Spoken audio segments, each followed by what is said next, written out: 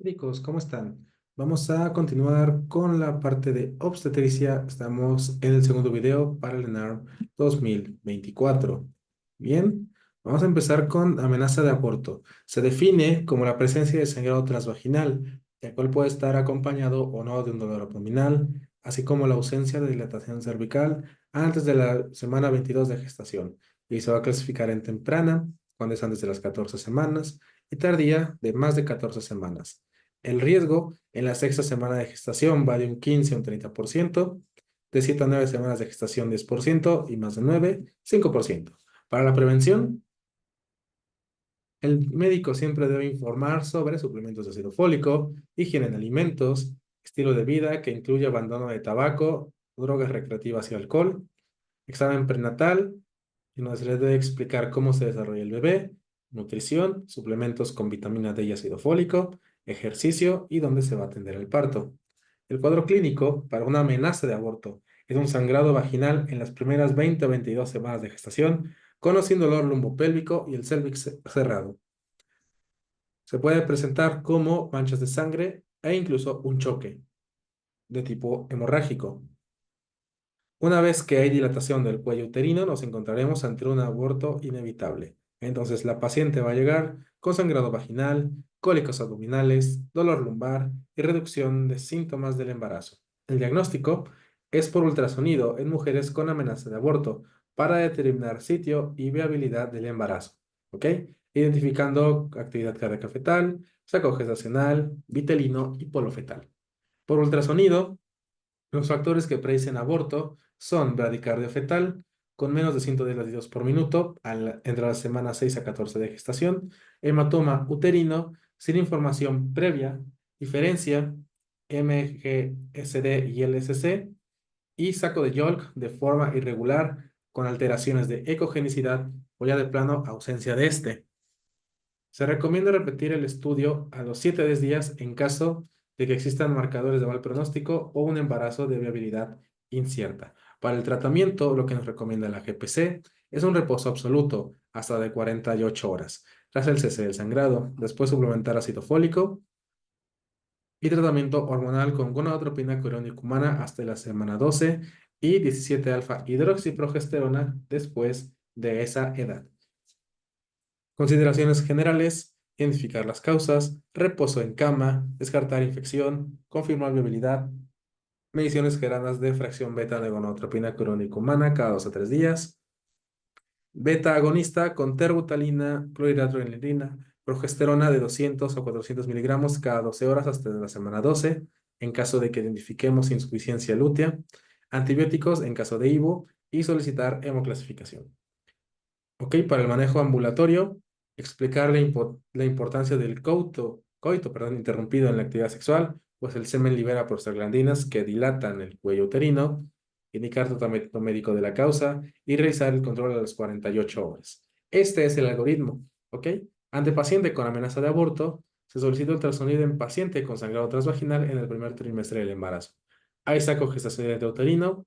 No. ¿Consideramos embarazo ectópico? Sí. Vamos a ver si hay embrión o no. Si hay un embrión viable, vamos a detectar frecuencia cardíaca fetal. Si está normal, embrión viable. Si no se detecta la frecuencia cardíaca fetal, hay que ver. El LCR mide más de 7 milímetros, entonces es un embarazo no viable y se debe referir para conducción. Si es un LCR de menos de 7 milímetros, es un embarazo incierto y se debe repetir el ultrasonido a la semana y mediciones de gonadotropina con humana, como veíamos anteriormente. Si hay ausencia del embrión en el saco gestacional, hay que ver si el SG es de menos, o sea, si el saco gestacional es de menos de 25 milímetros, entonces es un embarazo de viabilidad incierta. Y se repite el ultrasonido y la medición. Si ya tenemos un saco de más de 25 milímetros, es un embarazo no viable y se debe referir también a este paciente. Vamos con un tema crucial del ENAM. Te lo tienes que saber de memoria. El aborto, ¿ok? El aborto ya se define en la última GPC como la terminación espontánea o provocada de la gestación antes de la semana 20, contando desde el primer día de la menstruación normal o expulsión del producto con un peso de menos de 500 gramos. Y hay muchas definiciones, ¿ok? El aborto completo es la expulsión total del producto de la concepción y no requiere evacuación complementaria. El aborto diferido Se presenta cuando, existiendo la muerte del producto de la concepción, no se expulsa de forma espontánea.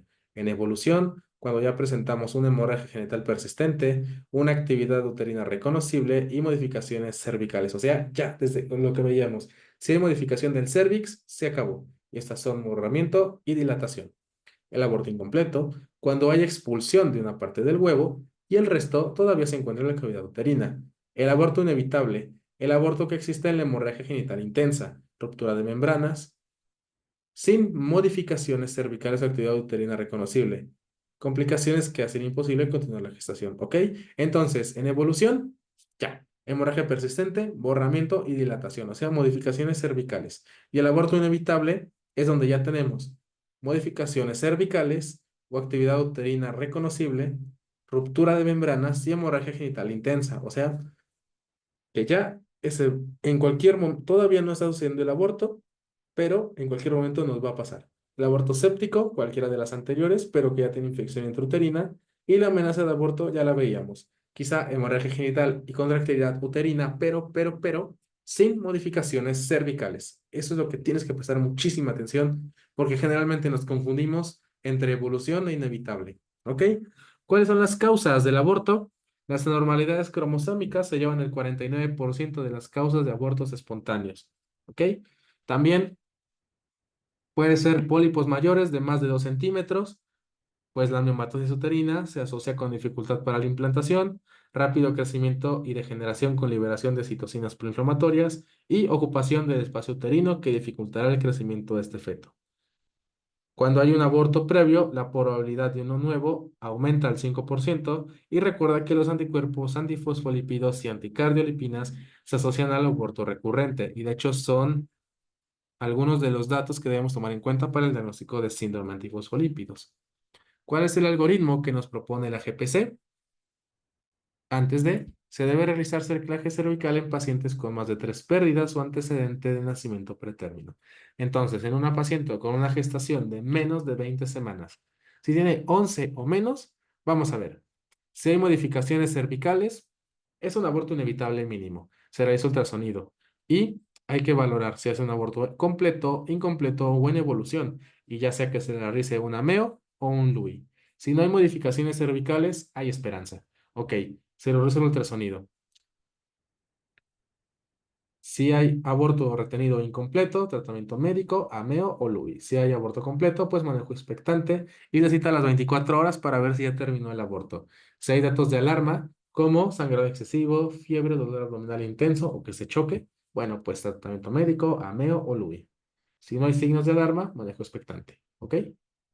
Si estamos en la semana 12 a la 20, ¿hay modificaciones cervicales? No. Hay que ver si es un aborto inevitable, en evolución o incompleto. Si hay modificaciones cervicales, ultrasonido y ya se realiza a partir de la semana 12, inducto conducción del aborto con misoprostol. Entonces, es lo importante, ¿no? Primero, gestante de menos de 20 semanas. Tiene 11 o menos. Si se corrobora que es un aborto, se le hace ameo o LUI. Y si tiene 12 a 20 semanas, pues se realiza inducto conducción con misoprostol. Bien, esta es una pequeña tablita que les puede ayudar a recordar un poquito todo eso. El aborto, recuerda, terminación espontánea del embarazo antes de la 20ª semana de gestación o peso de menos de 500 gramos. Una amenaza de aborto puede presentar dolor, el cervix no tiene modificaciones, hay un sangrado leve, hay frecuencia cardíaca fetal y el tratamiento es reposo 48 horas y prohibir y realizar coito interrumpido. En cuanto a un aborto en evolución, hay dolor, ya hay modificaciones cervicales, el sangrado es más importante. Puede o no haber frecuencia cardíaca fetal, eso no lo sabemos. Menos de 12 semanas de gestación, Legrado. Más de 12 semanas de gestación, Misoprostol. Un aborto completo no va a tener dolor, ya no hay modificaciones en el cervix, pues todo el producto ya se fue. El sangrado es poquito. En el ultrasonido ya no vamos a encontrar sangrado gestacional y únicamente vigilancia 48 horas para ver si no hay complicaciones.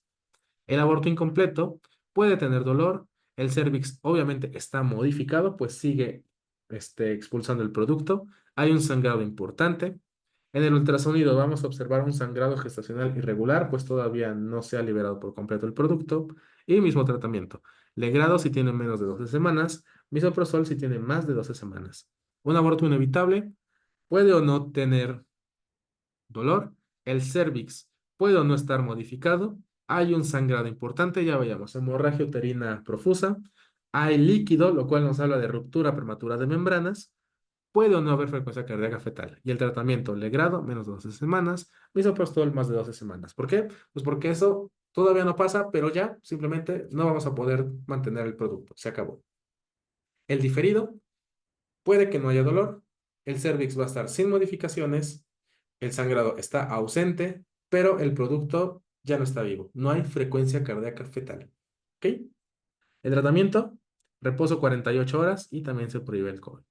El aborto séptico, pues hay dolor, obviamente. El cérvix puede presentar alteraciones, lo más probable es que las tenga. Hay un sangrado leve, pero lo importante es que puede estar infectado. Entonces, podemos tener fiebre, taquicardia, taquipnea, hipotensión, cosas así, ¿no? El antibiótico que se recomienda es ampicilina, amikacina. Vamos a ver indicaciones del AMEU y del LUI, ¿ok? En cuanto al AMEU, son indicaciones aborto cuando se tenga una altura uterina menor a 11 centímetros y una dilatación cervical igual a 1 centímetro. Y el aborto séptico, 6 a 8 horas después del tratamiento antibiótico. Siempre se recomienda dar antibiótico con doxiciclina 100 miligramos a una hora previa del procedimiento y 200 miligramos después de realizado el procedimiento. El LUI se recomienda cuando ya tenemos una altura uterina de más de 12 centímetros y una dilatación cervical mayor o igual a 1 centímetro. Y el aborto séptico hasta 8 horas después de iniciar el tratamiento antibiótico. Recuerda que el LUI o el legrado incluye algunas complicaciones como pueden ser perforación uterina, lesión cervical, trauma intraabdominal, síndrome de Asherman y hemorragia con una morbilidad del 2,1% y mortalidad de 0,05%. Sí, es bajísima, es un procedimiento súper seguro, ¿no? En el embarazo ectópico también es otro muy importante.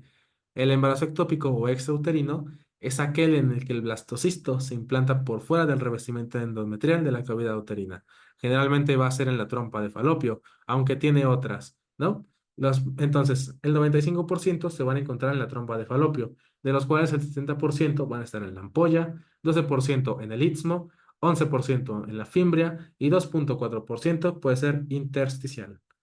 Puedes tener un embarazo ectópico ovárico en el 3% de los casos y uno abdominal en el 1,3% de los casos. La mortalidad va entre el 9 y el 13% en los embarazos del primer trimestre y la frecuencia es de 0,8 al 2% de todos los embarazos. ¿Ok? Factores de riesgo para un embarazo ectópico: daño en la trompa de falopio, ya sea por cirugía tubárica previa, cirugía pélvica previa, donde nos habla de cesárea y ovurectomía, apendicectomía, y se supone que esto es por distorsión de la arquitectura tubárica. También puede ser causado por enfermedad pélvica inflamatoria, sobre todo por Clamidia trachomantis, con hasta el 50% de los casos están relacionados. Y el embarazo heterotópico va a ser común en mujeres que asisten a clínicas de infertilidad e incluso en ausencia de enfermedad tubárica, pues la reproducción asistida va a aumentar la tasa de este tipo de embarazos. Muy bien. ¿Qué es el heterotópico? Pues que tienes un embarazo ectópico y un embarazo bien implantado. El cuadro clínico va a depender muchísimo de si es un embarazo ectópico roto o no roto. Y estas son las triadas que sí o sí te tienes que saber para tu ENARM. El embarazo ectópico roto tiene una tríada clásica que es sangrado transvaginal abundante, un dolor abdominal tipo abdomen agudo y amenorrea.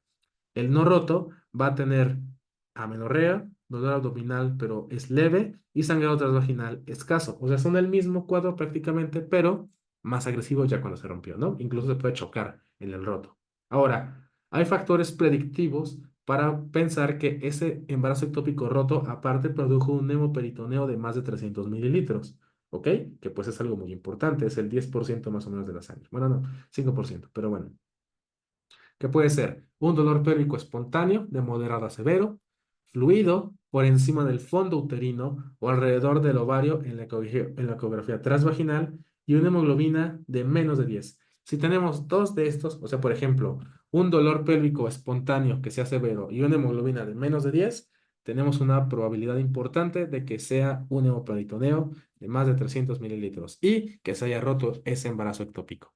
Para el diagnóstico del embarazo ectópico, la ecografía es importante, pues así confirmamos la sospecha clínica y detectamos en dónde está ubicado el embarazo ectópico. También se debe medir la gonadotropina coriónica humana junto con la ecografía transvaginal para detectar embarazos ectópicos. ¿Por qué? Pues porque la tienes elevada, pero no encuentras el producto, ¿no? Así es como lo diagnosticas. En ausencia de una gestación intrauterina, en ultrasonido transvaginal, concentraciones de gonadotropina coriónica humana de más de 1500 se diagnostica de embarazo ectópico. ¿Ok? Y cuando se ha realizado un legrado uterino, si no hay un descenso de por lo menos 15% de la gonadotropina coriónica humana a las 18 horas, se debe considerar que también tenemos un embarazo ectópico, pues no estaba ahí. En cuanto al embarazo cervical, se identifica un saco gestacional en el cuello uterino cuando tenemos identificación del saco gestacional o de la placenta en el cuello uterino, visualización de la línea endometrial normal, cuando tenemos un útero en reloj de arena o en forma de 8 con un canal cervical prominente, pues justamente, ¿no? La parte que está obstruida, pues es la que provoca el saco gestacional, y un feto con actividad cardíaca activa por debajo del orificio cervical interno. Ahora, se confirma también el embarazo ectópico cuando demostramos el signo del deslizamiento, es decir, aplicas una presión suave en el cuello uterino con la sonda para descartar aborto en evolución o aborto retenido cuando tenemos un orificio cervical resistente. ¿Ok? Vamos a hablar de embarazo heterotópico. Presentación simultánea de un embarazo intrauterino y extrauterino. ¿Ok? Aquí podemos encontrar el signo del látigo, que va a ser una correa de vasos excéntrica cuando aplicamos el Doppler, que sugiere tejido trofoblástico. También puedes tener el anillo de fuego, que es útil para identificar embarazo ectópico vivo como una señal de color pulsátil. Estas, ahí me las preguntaron en mi ENARM y todavía me sigo acordando de ellas porque sí me traumé un montón de que la cambié. Pero bueno, consejo, nunca cambien la primera respuesta que pusieron en el ENARM. Estoy casi seguro de que se van a equivocar. Ya mejor déjenla así. Tratamiento.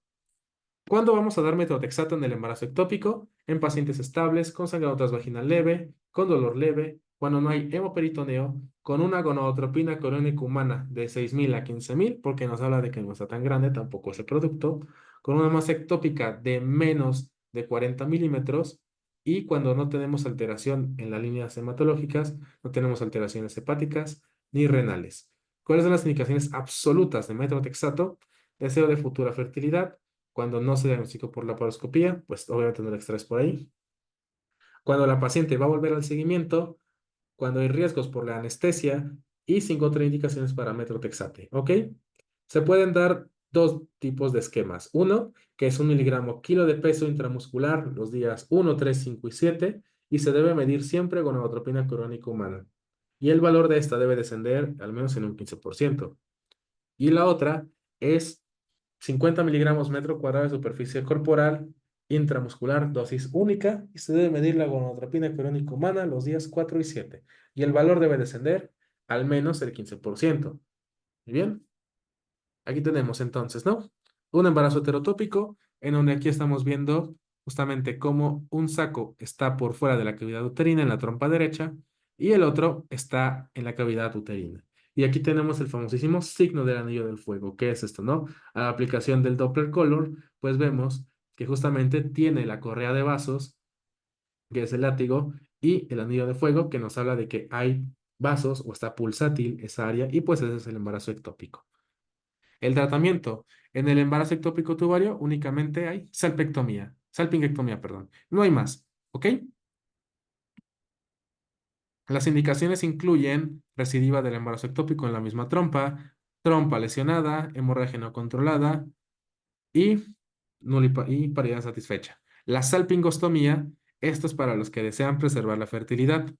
Aquí se realiza una incisión en el borde antimesentérico de la trompa de falopio y también se recomienda vasopresina antes de la incisión.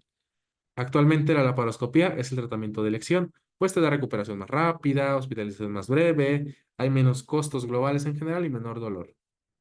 En cuanto al embarazo cervicouterino, se evitará en mujeres con hemorragia incontrolable con histerectomía y el tratamiento quirúrgico consiste en realizar legrado cervicouterino por aspiración y detener la hemorragia con puntos de Sturndorf, ¿ok?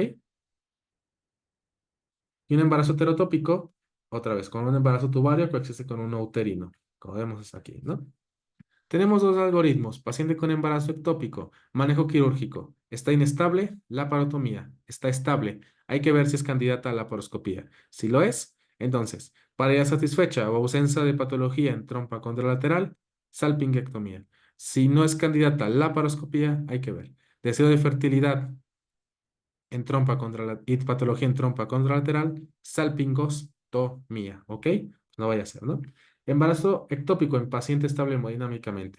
Cumple criterios para metrotexate, o sea, tamaño menos de 3 centímetros, asintomática, sin actividad cardíaca, ausencia de líquido libre en fondo de saco de Douglas, ¿no? Manejo quirúrgico. Sí, ok, entonces, para seguimiento, gonadotropina crónica humana de menos de 1000. Glucostasia decreciente, manejo expectante. Gonadotropina crónica humana, 2 veces por semana y ultrasonido transvaginal semanal. La gonadotropina disminuye a menos del 50% y disminución del tamaño por ultrasonido en 7 días, no. Salpingectomía de rescate, sí, observación. Gonadotropina crónica humana de menos de 3000, manejo médico, sí, dosis múltiple. Metrotexate, 1 mg kilo o leucovorin, 6 miligramos intramusculares. ¿Ok? Ese es bueno. Ácido folínico. Gonadotropina clínica humana semanal y laboratorios. Completar 4 dosis o hasta disminuir la gonadotropina clínica humana más del 15% en 48 horas. Manejo médico, no. Dosis única metrotexate, 50 miligramos metro cuadrado. Y vemos el descenso de la gonadotropina clínica humana a los días 4 y 7 y después semanal. Hay disminución de la gonadotropina más del 15% a los 4 o 7 días. Sí, observación. No, se repite la dosis de metrotexate. Así nada más. Vamos a hablar ahora de la enfermedad trofoblástica, ¿ok? Esta comprende a la mola hidatiforme, la mola completa y la mola parcial, que se consideran por sí mismas enfermedades benignas. Y la neoplasia trofoblástica gestacional va a incluir la mola invasora, el coriocarcinoma y el tumor recitoplacentario, las cuales son malignas. La incidencia va de 2,4 por cada 1000 embarazos. La mola invasora, una de cada 40 embarazos molares y una en cada 150.000 embarazos normales. La enfermedad trofoblástica se puede presentar posterior al embarazo molar, un embarazo normal, aborto o embarazo ectópico. Y recuerda, una enfermedad trofoblástica va a ser parcial si tiene un cariotipo 69XXY, o sea, es una y un pedacito, y la completa cuando es solo 46XX. Factores de riesgo. Para la enfermedad trofoblástica gestacional, una mola previa, un aborto previo, un embarazo ectópico previo y mujeres con embarazo previo de término. En mujeres mayores de 40 y 50 años, la incidencia de neoplasia trofoblástica va de 40 y 50% respectivamente. ¿Cuáles son los datos clínicos que nos va a presentar nuestra paciente? Un crecimiento excesivamente anormal del útero, náusea y vómito incontrolable, o sea, hiperemesis gravídica, sangrado vaginal e hipertensión arterial. ¿Qué otras nos pueden aparecer? Ausencia de frecuencia cardíaca fetal, presencia de quistes tecaluteínicos, hipertensión en las primeras 20 semanas de gestación y niveles elevados de gonadotropina coriónica humana, más de lo esperado, ¿ok? Y nos dice aquí, cuando hay sangrado uterino normal por más de 6 semanas posteriores a cualquier embarazo, hay que descartar enfermedad trofoblástica gestacional. ¿Qué es lo que más nos va a hacer sospechar de esta entidad? La expulsión de vesículas, hemorragia, hiperemesis gravídica y un útero aumentado en tamaño. ¿Cómo vamos a diagnosticar la enfermedad trofoblástica gestacional? Bueno, pues por medio de un patrón difuso ecogénico mixto, o sea, con zonas hiperecoicas y zonas hipoecoicas, con presencia de quistes tecaloteínicos, o sea, con ovarios mayores de 3 centímetros de diámetro, en caso de mola parcial incompleta, por medio de la presencia del feto, y se puede sospechar también la invasión del miometrio si tenemos imágenes hiperecoicas dentro del miometrio, por lo que se debe solicitar ultrasonido Doppler. La determinación del cariotipo fetal también se utiliza en aquellos embarazos múltiples que coexisten con feto vivo para diagnosticar si efectivamente tienen o no alteración genética. Y recuerda siempre que el diagnóstico de enfermedad trofoblástica gestacional es histopatológico. Si nosotros realizamos un ultrasonido, te lo van a preguntar en tu ENARM. Vas a encontrar alguna imagen característica que es en tormenta de nieve o también que es en signo de racimo de uvas, que son justamente esos famosísimos quistes tecaluteínicos. ¿Cuál va a ser el tratamiento? ¿Ok? Posterior a la evacuación de la enfermedad trofoblástica gestacional, se debe realizar lo siguiente: exploración ginecológica para determinar el tamaño del útero y buscar metástasis vaginales. También valorar los niveles de gonadotropina crónica humana en su fracción beta, sérica semanal, hasta la negativización y posteriormente al mes hasta los 6 meses. Si no se negativiza, perdón, la gonadotropina, hay que descartar neoplasia trofoblástica gestacional. Y obviamente teletórax para buscar metástasis. Criterios para sospechar de malignidad: que los niveles de la gonadotropina crónica humana se mantengan en meseta o con fluctuación del 10% en 4 mediciones de los días 1, 7, 14, 21 post-evacuación, que la gonadotropina incluso aumente a 10% o más en 3 mediciones en los días 1, 7 y 14, o que la gonadotropina persista detectable después de 6 meses post-evacuación. El tratamiento de la mola parcial en pacientes con paridad satisfecha es histerectomía en bloque, conservando los ovarios, o sea, te llevas todo el útero. Y en pacientes sin paridad satisfecha, evacuación del útero por histerotomía, ameo o en su defecto, LUBI. La quimioterapia se va a indicar cuando tenemos, obviamente, datos compatibles con neoplasia trofológica gestacional, o sea, que la gonadotropina crónica humana no bajó, no bajó más del 10%, que incrementó más del 10%, o que persista a los 6 meses, o con un diagnóstico histológico de coriocarcinoma, o con metástasis en hígado, cerebro y tracto gastrointestinal, mayores o pulmonar de más de 2 centímetros en tele de tórax, ¿ok? En toda paciente con mole datiforme de alto riesgo para desarrollar la neoplasia trofoblástica gestacional, se debe indicar quimioterapia profiláctica con actinomicina y el tratamiento es con 1,25 miligramos metro cuadrado, dosis única. El tratamiento quirúrgico se debe dar en tumor del sitio placentario, hemorragia uterina severa, presencia de neoplasia trofoblástica gestacional, paridad satisfecha y antes o después de la quimioterapia.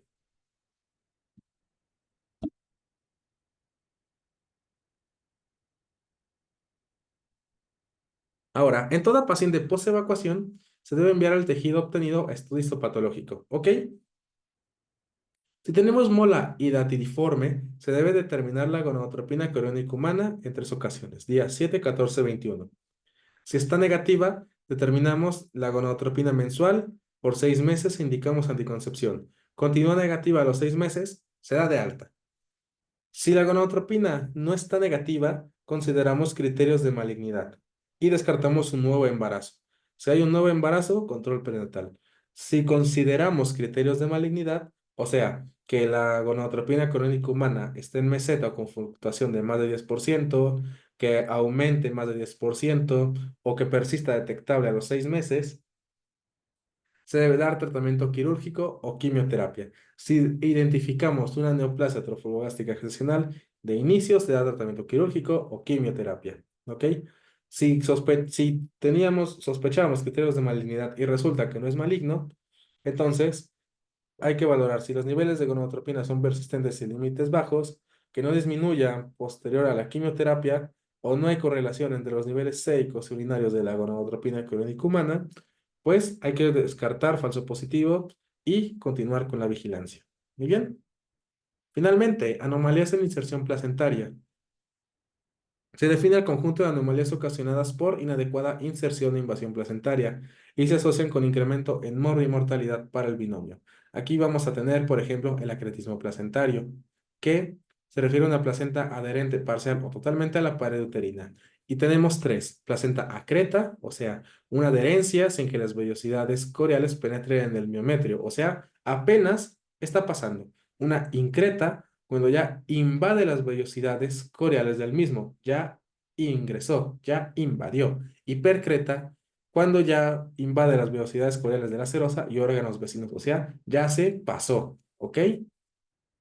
Una placenta previa es aquella placenta que se inserta en el segmento uterino inferior en el tercer trimestre de la gestación, próxima o cubriendo el orificio cervical interno, y se divide en dos: implantación baja, aquella que está implantada en el segmento uterino inferior.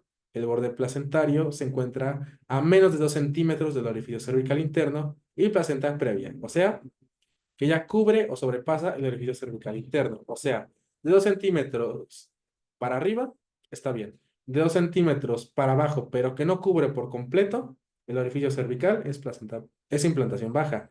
Y que ya cubre o sobrepasa el orificio cervical, es placenta previa. Y después la basa previa, que es diferente, ¿no? Vasos sanguíneos fetales sin la protección habitual de la placenta o el cordón umbilical a través de las membranas fetales, ya sea en el orificio cervical interno o delante de la presentación fetal. ¿Cómo se abordan las anomalías de la inserción placentaria? Ultrasonido. Hospitalizamos a la paciente, realizamos ultrasonido y especuloscopía. No se recomienda realizar tacto vaginal en pacientes con placenta previa. Lo que sí se recomienda es realizar ultrasonido abdominal de tamizaje para detectar placenta previa en pacientes con antecedentes de esa enfermedad, o con factores de riesgo para anomalías en la inserción placentaria. En pacientes con inserción placentaria baja o placenta previa, el sangrado intraoperatorio estimado es entre 2.000 y 5.000 mililitros, por lo que esas pacientes casi todas van a requerir hemotransfusión. Ahora, es importante saber cuáles son los principales factores de riesgo para alteraciones en la placentación, que son tratamiento de infertilidad, cesárea previa, edad materna avanzada y tabaquismo, ¿ok? Esos son los más importantes que debes conocer, siendo el más importante tratamiento de infertilidad. ¿Cuál es el riesgo de acretismo placentario según el número de cesáreas previas? En la primera cesárea, del 3%; en la segunda cesárea, 11%; en la tercera semana, 40%; en la cuarta ocasión, 61%; y en la quinta ocasión, 67%. En casos de basa previa, la principal manifestación clínica va a ser un sangrado transvaginal que es oscuro, sin dolor, seguido de alteraciones súbitas en el registro cardiotocográfico por la exsanguinotransfusión, con una mortalidad del 60 y hasta el 100%. Entonces, es urgencia ginecológica la basa previa. Y como dice, ¿no? Pues es un sangrado transvaginal oscuro, es decir, ya llevaba rato sangrando, pero no hay dolor, pues porque son los vasos del producto los que están sangrando. Y obviamente las alteraciones en el registro cardiotocográfico por la exsanguinación fetal. En el ultrasonido, aquí tenemos una inserción baja de la placenta, en donde justamente la distancia entre el borde placentario y el orificio cervical interno es menor a 2 centímetros, 1,8, pero no lo está cubriendo. Y aquí la placenta previa, en donde observamos justamente que el borde placentario ahora sí cubrió por completo e incluso se pasó del orificio cervical interno. Muy importante estas imágenes, porque recuerden que Swenar, pues sí tiene varias, y entonces vale la pena que sí las conozcan. En pacientes asintomáticas en las que el ultrasonido del segundo trimestre reporte una distancia del orificio cervical interno más de 20 milímetros, se sugiere considerar normal, mientras que en las que son de menos de 20 milímetros se debe realizar seguimiento y la placenta previa se confirma hasta la semana 32 de la gestación, porque hasta antes de este momento todavía puede migrar y resolver la placenta previa. El ultrasonido es la mejor herramienta diagnóstica para esta enfermedad, es el estudio de primera elección. El diagnóstico de inserción baja de placenta se realiza cuando el borde placentario se encuentre a menos de 20 milímetros del orificio cervical interno, sin llegar a cubrirlo, y placenta previa, cuando el borde placentario cubre o rebasa el orificio cervical interno. Todos los demás se deben descartar. El acretismo placentario, igual para su diagnóstico, se recomienda el ultrasonido como primera opción para diagnosticar acretismo, incretismo o percretismo placentario. Y aquí tenemos el acretismo placentario, en donde los hallazgos más importantes que te pueden preguntar en el ultrasonido son las famosas lagunas placentarias, que son las que están señaladas por el cursor. Como vemos aquí, ¿no? Esta es la placentita, y estos que son aquí son las lagunas placentarias. Este es el producto. Para la basa previa, el diagnóstico de basa previa se establece cuando los vasos fetales se encuentren a menos de 2 centímetros de distancia del orificio cervical interno. Entonces no hay pierde. Basa previa o placenta previa, menos de 2 centímetros.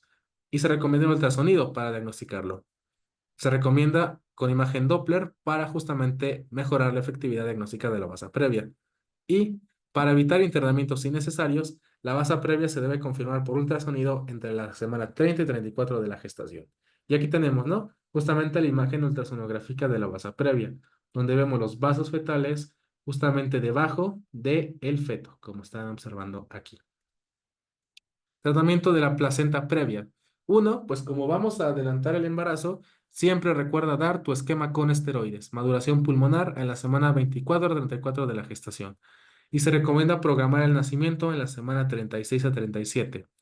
En caso de hemorragia obstétrica, a pesar de uterotónicos, se recomienda utilizar balones intrauterinos o técnicas quirúrgicas conservadoras para controlar la hemorragia, o sea, ligadura de arterias uterinas, luego las hipogástricas y finalmente suturas compresivas. Si no funciona, se debe practicar histerectomía obstétrica y se recomienda realizar cesárea de urgencia para tratar la vasa previa rota porque ya vimos, ¿no? Hay incluso exsanguinotransfusión. Y para el acretismo placentario, ¿qué vamos a hacer? En pacientes con diagnóstico de placenta acreta, increta o percreta, hay que programar el nacimiento entre la semana 34 a 36 de la gestación y considerar anticipar el nacimiento en casos de sangrado transvaginal persistente, preeclampsia, trabajo de parto, ruptura de membranas o compromiso del binomio. En pacientes con acretismo placentario, se recomienda realizar histerectomía, dejando la placenta in situ y evitar intentar separar la placenta de las paredes uterinas. ¿Por qué? Porque se va a desangrar la paciente. No lo hagan. En pacientes con acretismo placentario se recomienda realizar incisión media infraumbilical, pues esta es rápida, entonces no hay tanto problema y no arriesgas tanto el dañar una estructura importante. En pacientes con placenta acreta, increta o percreta, histerectomía total abdominal, dejando la placenta in situ. Y en caso de hallazgo transoperatorio incidental de acretismo placentario, se recomienda realizar histerectomía obstétrica, dejando esa placentita in situ. Este es el algoritmo que debemos seguir, ¿ok?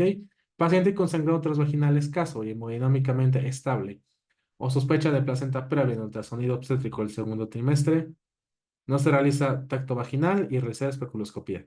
Si no, lo mejor que podemos hacer es realizar ultrasonido endovaginal por personal capacitado, ¿ok?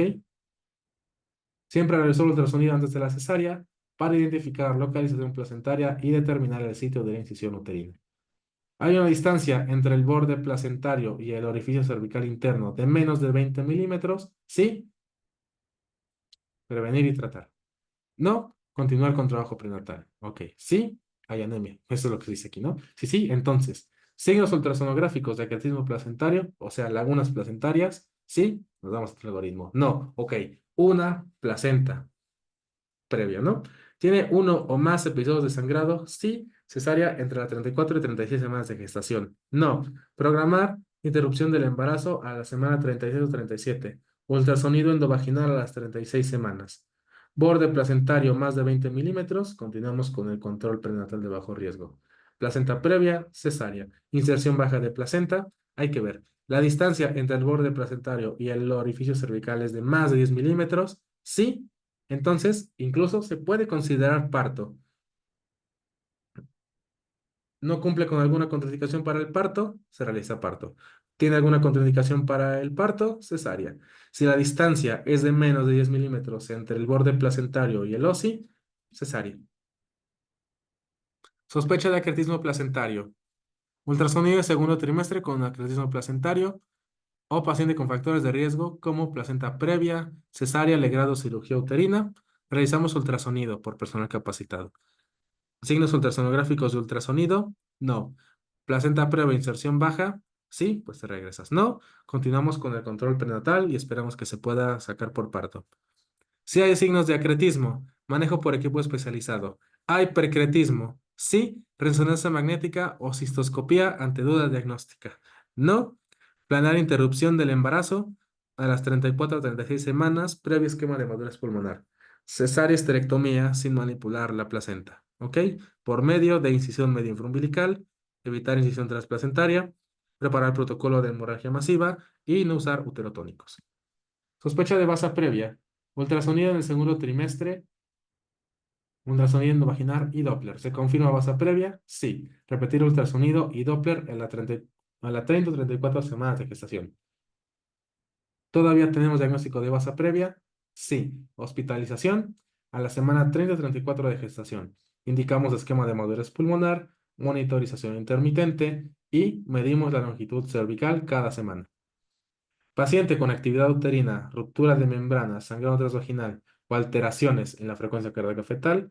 Si no, entonces cesárea a la semana 34 y 36. Si tiene cualquiera de estas, entonces es una cesárea de urgencia o en su defecto, paciente con sospecha clínica de basa previa Por trabajo de parto con ruptura de membranas, un sangrado transvaginal o pérdida súbita del bienestar fetal, cesárea urgente.